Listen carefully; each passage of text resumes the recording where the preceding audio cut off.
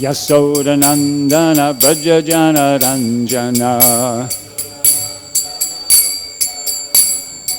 Yasodanandana Vrajajana Ranjana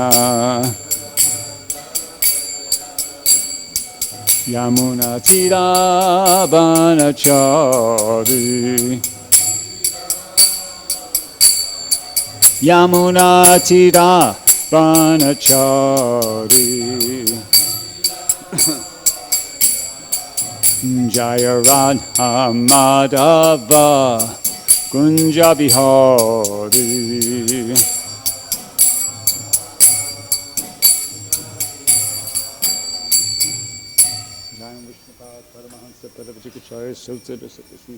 Divine Grace A.C. Bhaktivedanta Swami Srila Prabhupada Ki Jai ISKCON BBD Founder Acharya Srila Prabhupada Ki Jai Grantharaj Srimad Bhagavatam Ki Jai Gaur Premanandi Hari Hari Bol Om Namo Bhagavate Vasudevaya Om Namo Bhagavate Vasudevaya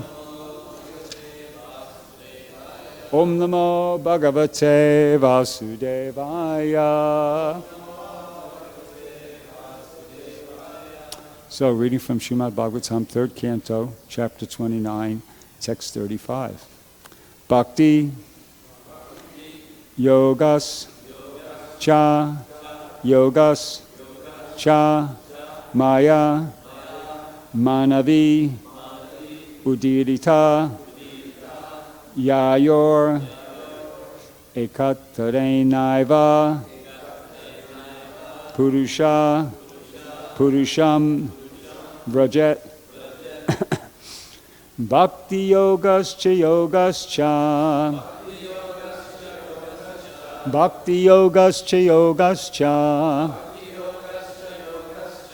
mayā mānavy udīritaḥ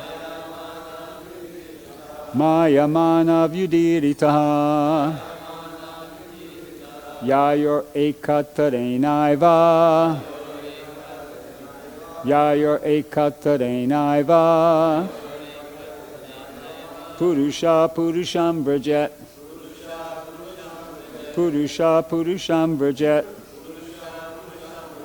bhakti-yogaś mayā mānavy udīritaḥ yayor ekatareṇaiva puruṣaṁ vrajet.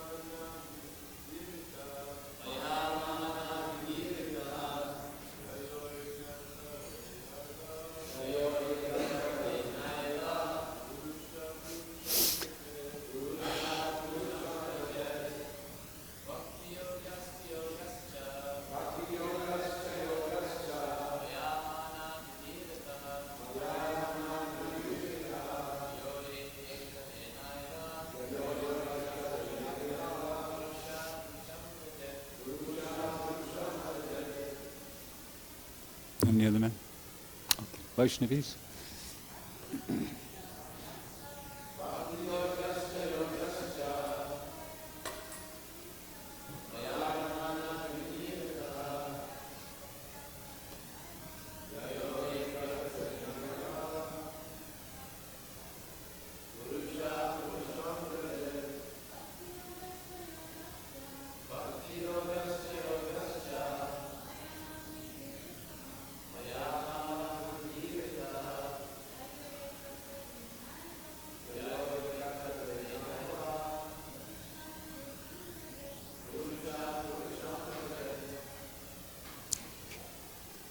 bhakti-yoga, devotional service. Cha, and. Yoga, mystic. Yoga, yes. Cha, also. Maya, by me. Mānavi, O daughter of Manu. Udīritaḥ, described. Yayor, of which two? Ekatareṇa, by either one. Eva, alone. Puruṣaḥ, a person. Puruṣam, the supreme person. Vrajet, can achieve. Translation and purport by His Divine Grace, A.C. Bhaktivedanta Swami, Srila Prabhupada. Okay. Lord Kapila speaking. My dear mother, O daughter of Manu, a devotee who applies the science of devotional service and mystic yoga in this way can achieve the abode of the Supreme Person simply by that devotional service. Purport. Herein, the Supreme Personality of Godhead, Kapiladeva, perfectly explains the mystic yoga system, consisting of 8 different kinds of yoga activities. Let me read that again. Herein, the Supreme Personality of Godhead, Kapiladeva, perfectly explains the mystic yoga system, consisting of 8 different kinds of yoga activities, has to be performed with the aim of coming to the perfectional stage of bhakti-yoga. It is not acceptable for one to be satisfied simply by practicing the sitting postures and thinking himself complete. By meditation, one must attain the stage of devotional service. As previously described, a yogi is advised to meditate on the form of the Lord Viṣṇu from point to point, from the ankles to the legs, to the knees, to the thighs, to the chest, to the neck, and in this way gradually up to the face and then to the ornaments. There is no question of impersonal meditation. When, by meditation on the Supreme Personality of Godhead in all detail, one comes to the point of love of God, that is the point of bhakti-yoga. And at that point, he must actually render service to the Lord out of transcendental love. Anyone who practices yoga and comes to the point of devotional service can attain the Supreme Personality of Godhead in his transcendental abode. Excuse me. Here it is clearly stated, puruṣaḥ, puruṣam, vrajet. The puruṣaḥ, the living entity, goes to the Supreme Person. The Supreme Personality of Godhead and the living entity are qualitatively one. Both are defined as puruṣaḥ. The quality of puruṣaḥ exists both in the Supreme Godhead and in the living entity. Puruṣaḥ means enjoyer, and the spirit of enjoyment is present both in the living entity and in the Supreme Lord. The difference is that the quantity of enjoyment is not equal. The living entity cannot experience the same quantity of enjoyment as the Supreme Personality of Godhead. An analogy may be made with a rich man and a poor man. The propensity for enjoyment is present in both, but the poor man cannot enjoy in the same quantity as the rich man. When the poor man dovetails his desires with those of the rich man, however, and when there is cooperation between the poor man and the rich man, or between the big and the small man, then the enjoyment is shared equally. That is like bhakti-yoga. Puruṣaḥ, puruṣam, vrajet. When the living entity enters into the kingdom of God and cooperates with the Supreme Lord by giving him enjoyment, he enjoys the same facility or the same amount of pleasure as the Supreme Personality of Godhead. On the other hand, when the living entity wants to enjoy by imitating the Supreme Personality of Godhead, his desire is called mayā, and it puts him in the material atmosphere. A living entity who wants to enjoy on his personal account and not cooperate with the Supreme Lord is engaged in materialistic life. As soon as he dovetails his enjoyment with the Supreme Personality of Godhead, he is engaged in spiritual life. An example may be cited here. The different limbs of the body cannot enjoy life independently. They must cooperate with the whole body and supply food to the stomach. In so doing, all the different parts of the body enjoy equally in cooperation with the whole body. That is the philosophy of achintya beta abeda, simultaneously one and difference. The living entity cannot enjoy life in opposition to the Supreme Lord. He has to dovetail his activities with the Lord by practicing bhakti-yoga. It is said herein that one can approach the Supreme Personality of Godhead by either the yoga process or the bhakti-yoga process. This indicates that factually there is no difference between yoga and bhakti-yoga, because the target of both is Viṣṇu. In the modern age, however, a yoga process has been manufactured which aims at something void and impersonal. Actually, yoga means meditation. Yoga means meditation on the form of Lord Viṣṇu. If the yoga practice is actually performed according to the standard direction, there is no difference between yoga and bhakti-yoga. Om Ganata Marandasya Jananjana Shalakaya Chakshuram Lotamyena Tasmai Shri Gurave Namaha Shri Chaitanya Manobhishtam Stapitamyena Bhutale Swayam Rupakadamayam Dirati Swaparantika. So, as usual, there are a number of very important messages that Prabhupada is giving us, presenting to us here in this purport. I'm going to try to address some of them. The first one I'd like to kind of talk about, Prabhupada makes this point about how, towards the end of the purport, he says, there's no difference between yoga and bhakti-yoga because the target of both is Viṣṇu. And he also says that earlier in the purport. So the target of both is Viṣṇu, bhakti-yoga and mystic yoga.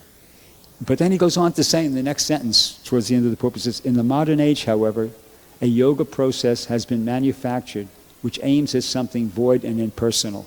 So actually that's not a yoga process. Now if you take Viṣṇu and Krishna out of the picture, you really don't have a bona fide yoga process. It's like everybody's familiar with, you know what a knockoff is? You know, it's like in the material world, like popular back 5-10 years ago were these shoes, Crocs or Birkenstock. And they were very popular, and but then other companies saw, well, hey, let's get in on the action here. So they make a product, they produced a product which is inferior in quality, or it doesn't, like that, and they sell it, but people are getting something inferior, So it's like that. This manufactured yoga process, it's not really a yoga process at all, because as Prabhupada points out in the there's no question of impersonal meditation. So yoga without Viṣṇu, without Krishna, is bogus, you see. But unfortunately, that's what's going on in this present day and age.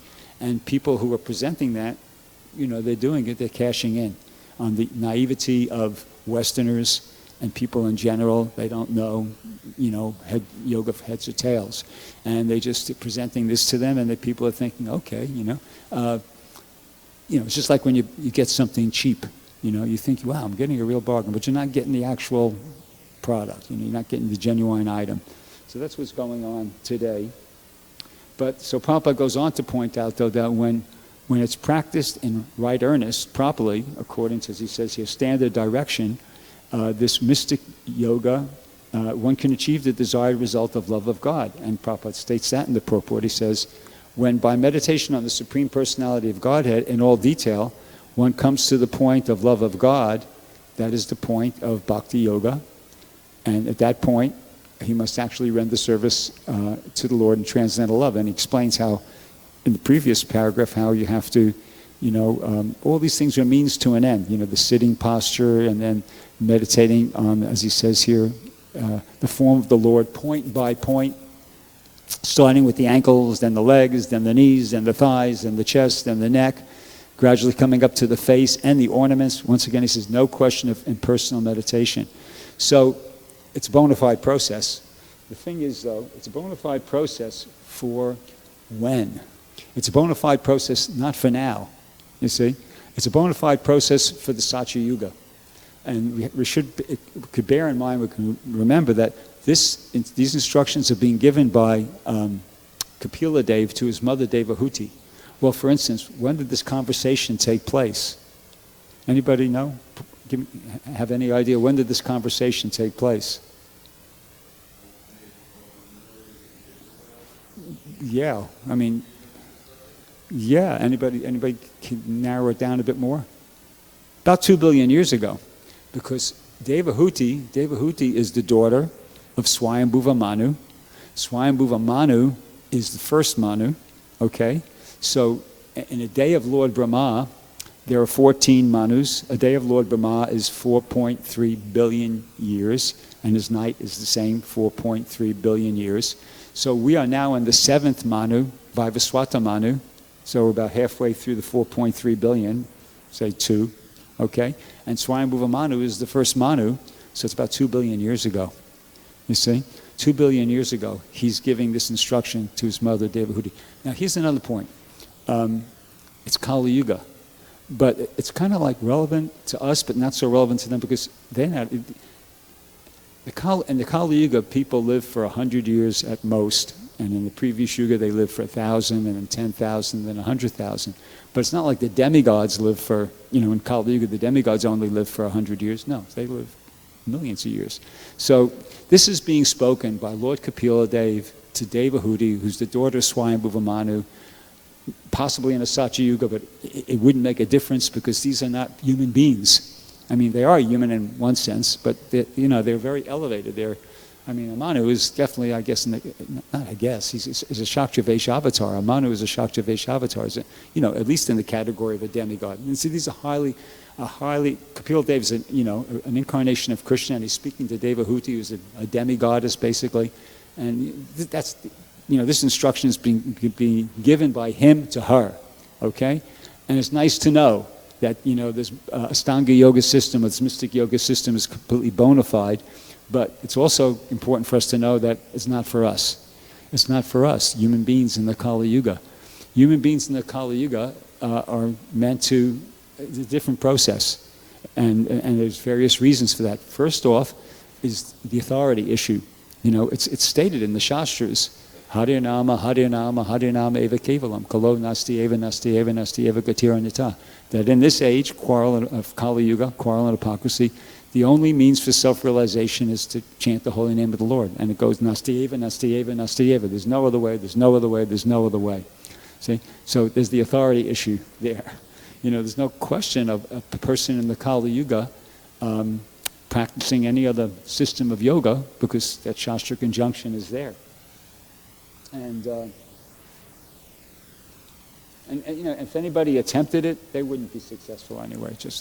We don't have what it takes. There's that verse in the first canto of the Bhagavatam, prayena payusa sabya kalinasman yuge junaha manda sumanda matayo manda bhagya hupada. The people in this iron age, this age of quarrel and hypocrisy, they're lazy, they have short lives, they're lazy, they're misguided, they're quarrelsome, they're very unfortunate, etc. They're just disqualified by the nature, of our existence. So,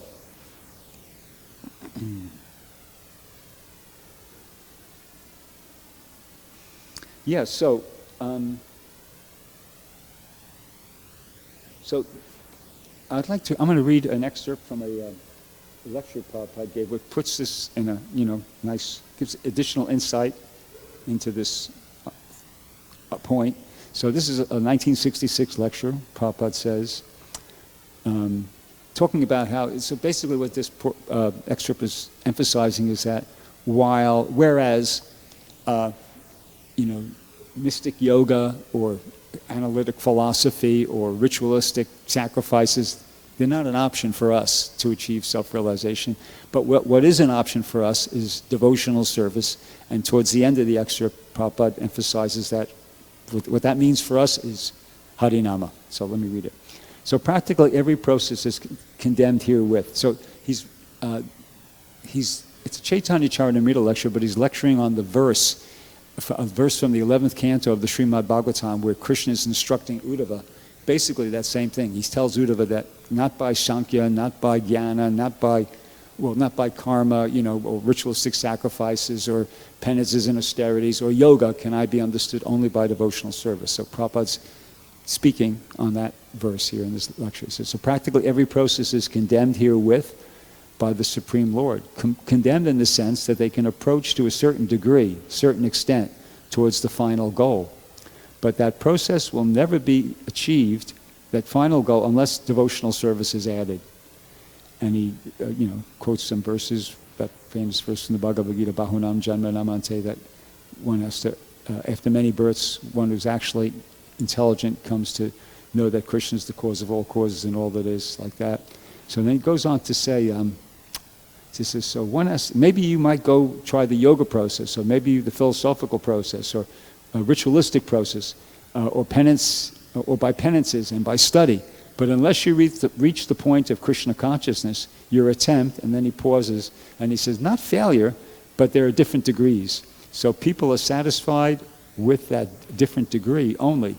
They hardly reach the final goal. But if anyone wants to reach the final goal, he has to take to the process of Krishna consciousness. Bhaktir mamorjitaha. That process alone can take you to the Supreme Lord. So those who are intelligent, they take this simple process of bhakti, and now here it comes. Especially in this age, even you cannot perform any other process. You cannot perfectly perform yoga. You cannot perform the religious rituals. Neither you can study. The circumstances are so unfavorable that these processes are not possible in this age. Therefore, Lord Chaitanya, by his causeless mercy, he has given us this process. Harinama, Harinama, Harinama eva kevalam, kalo nastyeva, nastyeva, nastyeva katirnyata. And Prabhupada kind of now gives his translation. Says, in this age of Kali, Harinama, simply by chanting the holy name. Harinama, simply by chanting the holy name. Harinama, again, thrice, simply by chanting the holy name of Krishna. And then he quotes that line. He says, you should always do this. Kalo, in this age, nastyeva, there is no other alternative. Nastyeva, there is no other alternative. Nastyeva, there is no other alternative. 3 times again. Nastyeva, nastyeva, nastyeva katirnyata. There's no other process. So these are stressed by the Vedic literatures. So, like that. So whereas,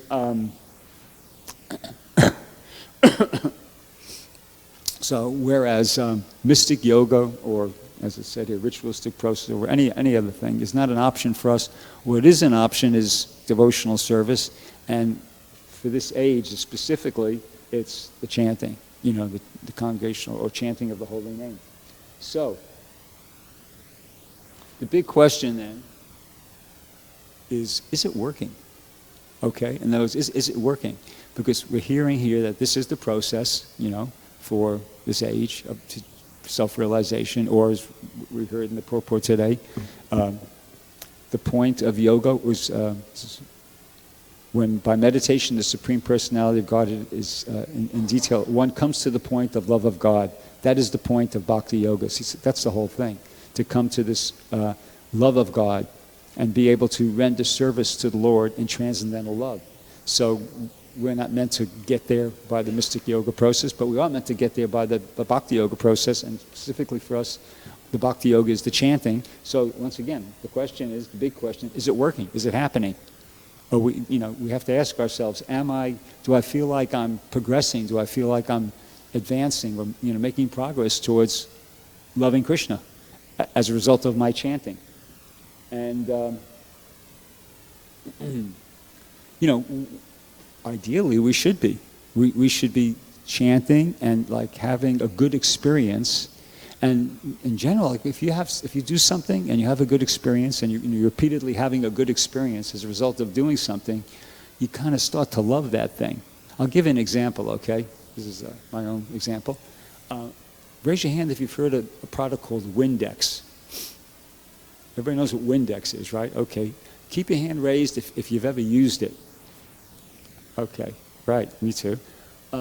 Keep your hand raised if you've had a good experience with it. Like if you were really satisfied with what happened. Okay, yeah, me too. Keep your hand raised if you really love Windex. I really love Windex. I'll explain to you. Yeah, I really love Windex, and I'll explain to you why. Because it just works so well. It's really great stuff. I mean, ordinarily, cleaning in the bathroom or any other place in the house is like, I don't want to do it. But I like Windex so much because it's for me. It's just like it's fun, It's sheer enjoyment.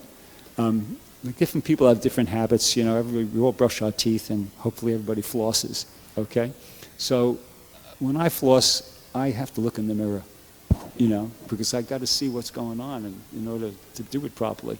My wife doesn't. She just kind of, but I do. So a lot of times when I'm flossing, this little, what I'm trying to get out goes onto the bathroom mirror, and it becomes a mess. And if I don't clean it every day, after 2 or 3 days, it's like disgusting. But the thing is that when I just get my little Windex out and I spray, and then I just take one paper towel and just go, and it's clean. It's like crystal clean again, and I just feel like, wow, this stuff is great. I mean, it's actually fun to do that. It's really enjoyable, So I love Windex. So there's an analogy here, okay? Just like the Windex cleanses the dirt or the dust from the mirror of the bathroom, the Hare Krishna mantra is supposed to cleanse the dust or the dirt from, our heart. Our mind, our heart, the chaita, the consciousness. Actually, consciousness might be the best translation. Chaito means consciousness. Darpana, mirror. Marjanam, cleaning. You see, the chanting is supposed to clean the mirror of our consciousness. So we're supposed to be having a Windex experience. That's the point. We're supposed to be having a Windex experience. And if we're not, we got to kind of ask why. With the Windex, it's really simple. You got to do 2 things, You got to put it on there. It uses the word apply here in the translation, who applies the science of devotional stuff. So you have to apply it, and then you have to wipe it off. So with the chanting, I guess the equivalent 2 stages to that would be you have to chant, right? And that doesn't mean just chanting japa. It means chanting japa, chanting and participating in kirtans enthusiastically, that's important. And of course, chanting japa attentively, that's important. And reciting scriptures, like coming to the class and chanting the verse, and on our own. We're supposed to be reading, and it's good for devotees. Like back in the old days, we used to read out loud to each other all the time. If you're driving out to Sankirtan, right? Wasn't it standard practice? Devotee. I know if you were Tripurari, you had to. He insisted, you had to open up a book and start reading. There was no question of just sitting there and just spacing out. You had to, we were always engaged in Shravanam Kirtanam. And, also you'd see devotees at any time in the day walking around with their hand in the bead bag, Hare Krishna, Hare Krishna, Krishna Krishna. It wasn't just like in the morning. You'd see, right, all day long, devotees would be chanting and reading to each other and memorizing verses like that. So that's, that's chanting. Chanting is the whole thing. It's chanting your japa, it's participating in the kirtan, it's coming to the class and chanting the shloka, it's reading to each other, and it's memorizing verses, and it's supposed to be kirtaniya sadahari. Lord Chaitanya said that, that means always. It's not like, ideally it's supposed to be like a 24-hour a day kind of thing, So that's part of it, and then, so that's the applying, like the equivalent of putting the Windex on the bathroom mirror there. And then there's wiping it off, which I equate with avoiding offenses, right? Because, every morning I chant most mornings when I'm here, that, if you're, you can be chanting for many births, but if you're, committing the offenses, you don't get the love of Godhead, which is the ultimate goal of the chanting. So because we're all chanting, right? So we have to look and say, well, what's going on here? I mean, if you can honestly answer that question, I'm having a Windex experience with my chanting. I feel like I'm developing my love for God, my love for Krishna. Then, okay, good. You're in good shape. Keep going. But if you're feeling like, well, no, am I chanting more and enjoying it less? No, something. If I'm chanting but it's not happening, then you got to ask, well, what's going on? We have to analyze. We have to look, say, what am I doing wrong here? Am I not chanting enough? Am I not chanting attentively? Am I not chanting, trying to avoid the offenses like that? It's got to be one of them, right? because it works. The shastras are telling us this works. If you chant without offense, you develop the love of Godhead, which is the ultimate goal of the chanting. So if that's not happening, it means we're doing something wrong. So we have to go back and we have to look and at what we possibly could be doing wrong. And let me get here. Now, one thing, it's kind of easy to check yourself to see if you're chanting enough or if you're chanting attentively.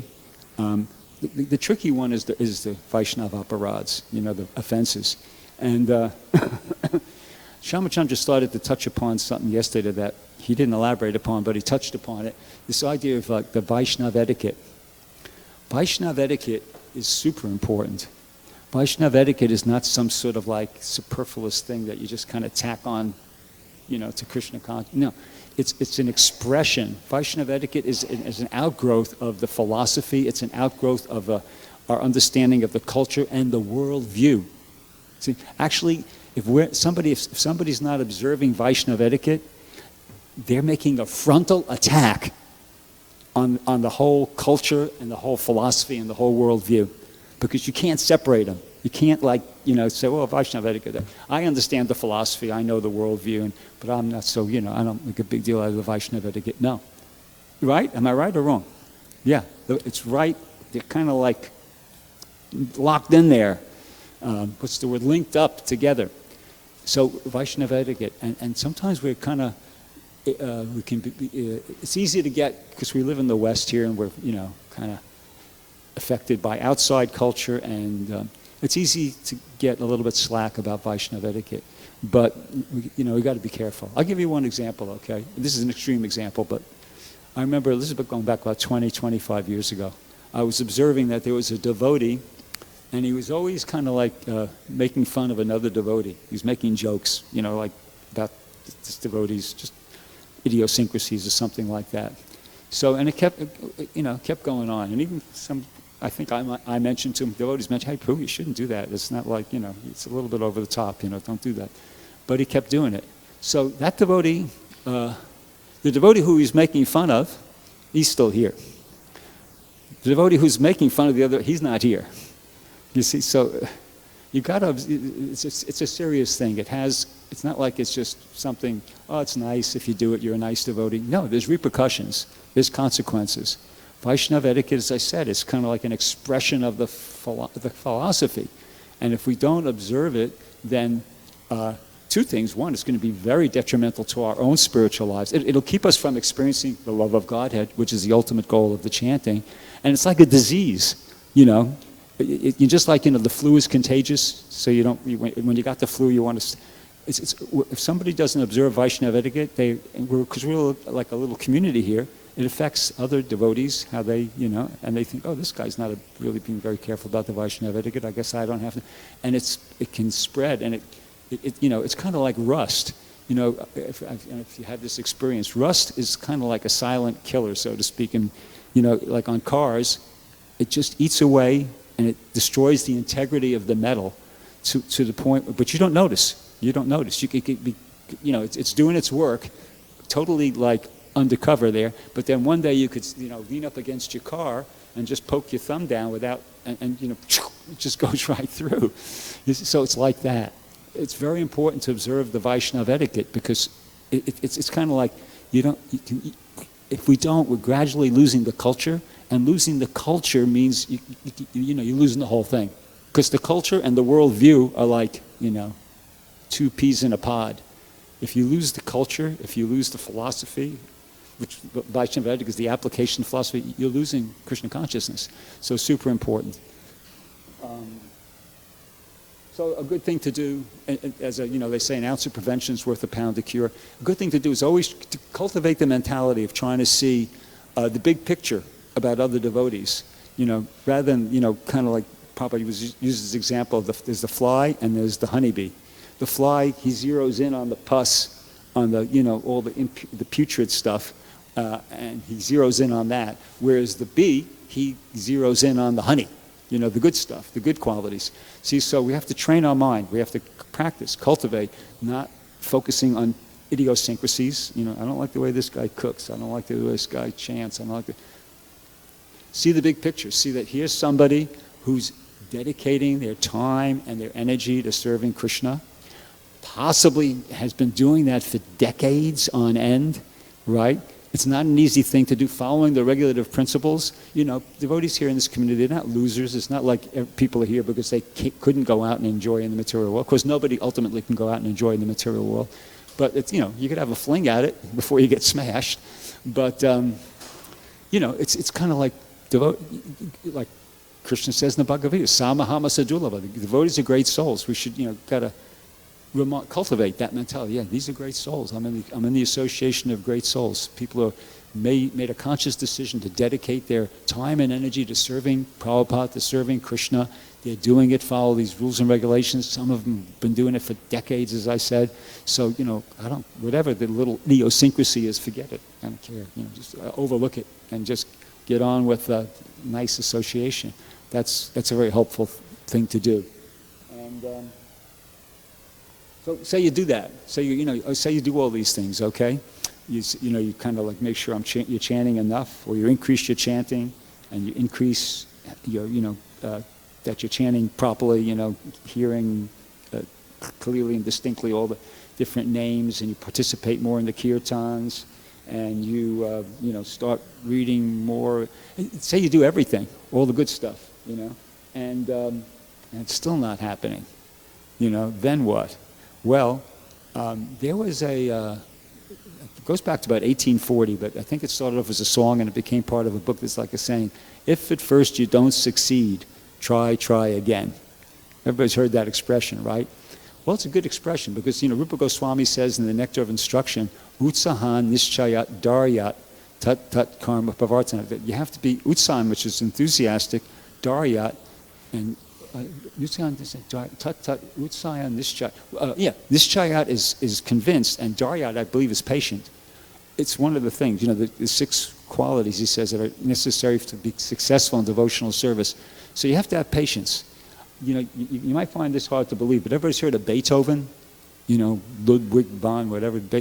Beethoven, when he was a young man, he had a music teacher. His music teacher said, you might as well try something else. You don't got a hope as a composer. That's what he was told. Beethoven. You've heard of Beethoven? He's like one of the most famous composers of classical music that existed. He was told by his music teacher, might as well throw in the towel. You don't have a hope. Michael Jordan. Raise your hand if you heard of Michael Jordan. Michael Jordan was cut from his high school basketball team. He tried out for his high school basketball team and he was cut, but he decided to stick with it. I'll give you a couple other examples because it's bringing a smile to Prasvas's face, so I guess I'm coming up with something interesting here. Let me see if I could quickly pull this up. Okay, so you got Beethoven, Michael Jordan, Elvis Presley. Elvis Presley was told by his manager, he said, you ain't going nowhere, son. You might as well throw in the towel, but he kept going and he became very famous. It says here that Benjamin Franklin, he did 1,000 inventions. He patented 1,000 inventions before he invented the light bulb. So it's like you have to keep trying. It's a very important quality that even in devotional service. And one last thing, and then we'll end. So we have to try to do all the things right and keep trying, even if we're not like right away successful. And on top of that, pray. We got to pray. We got to pray like anything. Because it's not like lifting weights, devotional service. It's not like, okay, you just, keep doing it and your muscles. It's not like that. It's a personal reciprocation. And, it's not a mechanical thing. So it's really important to be praying. And how often? Well, like every second, basically, if you can. It's as much as you possibly can. Be praying to Krishna, be praying to Prabhupada, be praying to your spiritual master, and you could be praying something like, please, Prabhupada, you brought me this far. Thank you. I'm very grateful. Please don't let me mess this up. You give me this incredible opportunity.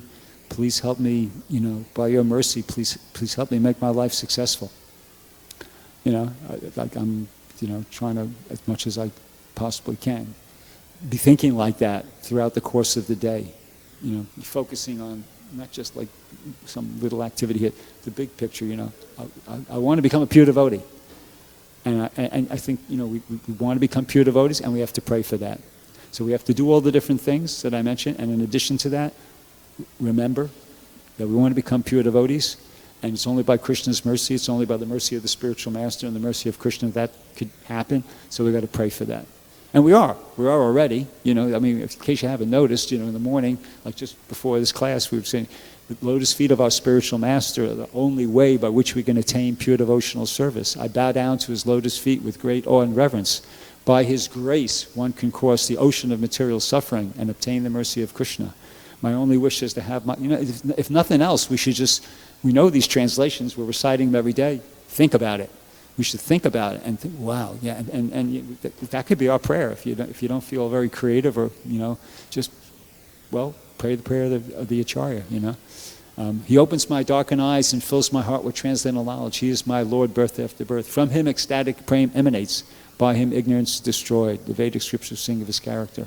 Our spiritual master is the ocean of mercy, friend of the poor and Lord Master of the devotees. And then the request at the end, "O Master, please be merciful unto us. Give us the shade of your lotus feet. Give me the shade of your lotus feet."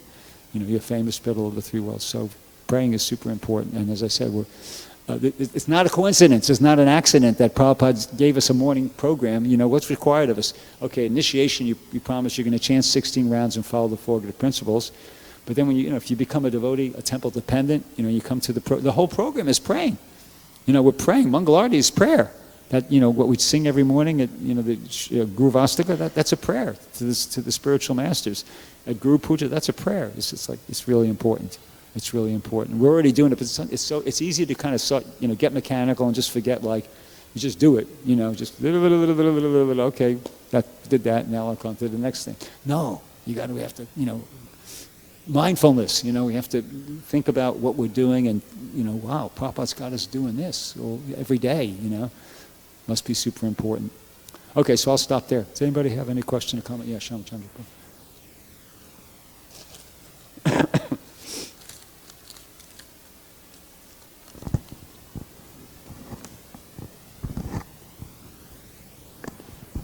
Thank you for the nice class, Prabhu. So, you're talking about making progress in Krishna consciousness, right? And basically, we are all practitioners, sadhaka devotees. And Rupa Goswami in Nectar of Devotion, he says there are three types. One is sadhaka, sadhana, and then you have bhava, and then there is prema. There are like three stages of bhakti, right? So we are in the sadhana stage. So in the sadhana stage, obviously, the reason why it is called sadhana is because there are still some anarthas. There are still some, some things to be cleaned from the heart. That is why it's sadhana, it's practicing, right? So the question is, in the sadhana stage, when you're practicing devotional service, are we practicing pure devotional service? Is it uttama bhakti? Because we know the definition of uttama bhakti, it's like anya vilashita shunyam, no desires, no material. But at the same time, in the sadhana stage, we know that there are anarthas. So does it mean that what I'm practicing, is it uttama bhakti or it is not uttama bhakti? Yeah, we're pure devotees. Prabhupada was once asked about chanting, and he said, he says it in one purport, he goes, people are chanting, they're pure devotees even though they may be in the neophyte stage. So it's like the example that pops into my head is like if somebody goes in the shower, okay, so that person you can't call them a dirty person. They're not clean yet. They just got in. They're 3 seconds in the shower. But you can't say, oh, you're a dirty person. That would be kind of like unfair to say that. So we're engaged in pure devotional service, but we're not pure yet. So we are practicing uttama bhakti then. Even though we are in a sadhana stage, we are practicing pure devotion. That's my understanding. Yeah. That we're practicing pure devotional service, but we're not pure devotees yet, some of us. Yeah, actually that's a wonderful statement, because I was reading the Nectar of Devotion, and there Rupa Goswami says, he didn't say bhakti is of 3 types. He said uttama bhakti is of 3 types. I was wondering, why would you call sadhana bhakti as uttama bhakti? Then Jiva Goswami says that, now, even sadhana bhakti is uttama bhakti, The reason is because the goal of all these three is to achieve the love of God. So in that regards, what you are practicing is also Uttama Bhakti. That's why Prabhupada said, once he said that all my disciples are pure devotees. The reason is because it is Uttama Bhakti. Even though there are still, some purification is still required. So I think the most important point is that the way Jiva Goswami says what makes something Uttama Bhakti is that your desire to achieve the love of God. As long as the desire is there, that means that is a motivation to make progress. When the desire is not there, then it is going to get contaminated with all the material desires. So, as you said, the prayer, because the prayer means that you have a goal, you want something, right? So the want is, the goal should be clear and that should be fixed up. So once the goal is forgotten, then even though we are practicing externally, but you don't have an ambition, you don't have a goal to achieve. So then it's no longer an Uttama Bhakti, it is going to be like a mixed Bhakti. Right. Yeah, the motivation, your consciousness is a big factor there. Yeah. Anybody else have anything they'd like to ask or say? Okay, thank you very much. Grantharaj Srimad Bhagavatam ki jai, Srila Prabhupada ki jai.